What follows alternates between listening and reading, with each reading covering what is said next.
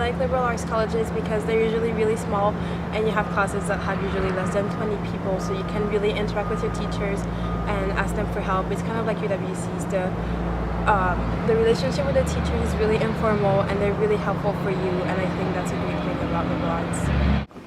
I think the great benefits of being at a liberal arts college is being able to study whatever you want and to be the multifaceted, well-rounded individual who you strive to be.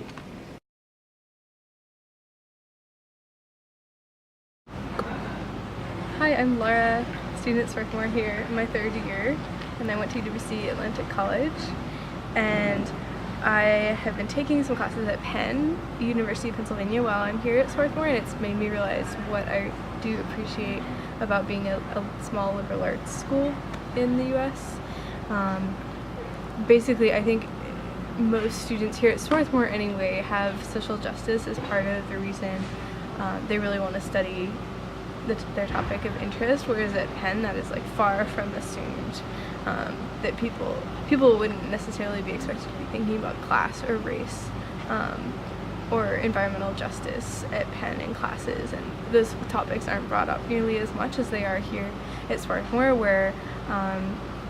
questions around justice seem to be really central to a lot of people. And sort of going off of that, I feel like I've developed my political analysis a lot being here around oppression and privilege, and that's mostly to do with the other students who are coming from a lot of different places with a lot of different academic interests, but I'm able to learn from them in my outside of class. I've been thinking about what makes Swarthmore special and what distinguishes it from other schools, but I really don't know, but I can promise it that it is special.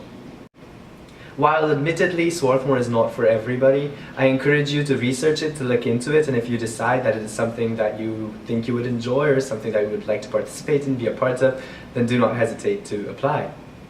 I like Swarthmore because you can find all types of people in here, like athletic people, artsy people, all types of people who like lots of different things. But the nice thing about Swarthmore is that they all find their place here and no one is ostracized, or there's not one type of person that you find at Swarthmore. It's a really diverse community in terms of socio-economic class and international students and everything, and I really love the diversity here.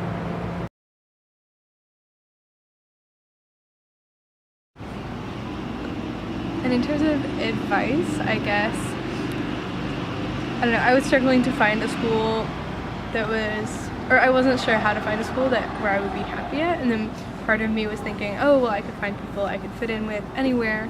And then I was realizing there are places where there are a lot of people that would be really similar to me, like College of the Atlantic in Maine, and then places where there would be hardly anyone very similar to me, maybe like University of Pennsylvania, where it would be really hard to seek out those people who have some core shared values with me. And so I think it's useful to basically look at the landscape in the different schools and try to choose one that falls somewhere in between the two, where people will likely share some values with you, but also will challenge you because they're coming from really different places, maybe class-wise and hopefully across the world as well. And then one other thing is I would encourage you to think about finances, because I know at some schools they have way stronger aid than others. Like, for example, I got way more aid at Swarthmore than I did at College of the Atlantic, which is surprising to me. But yeah, it's made a huge difference for me to not have to go into debt to go to college, and I think that is really, if you can have that opportunity, to take advantage of it. What I really enjoy about Swarthmore this year is that we have an international cohort of about 15%, and this really helps you to adjust to a different culture, and it helps to have people who are also very far away from home.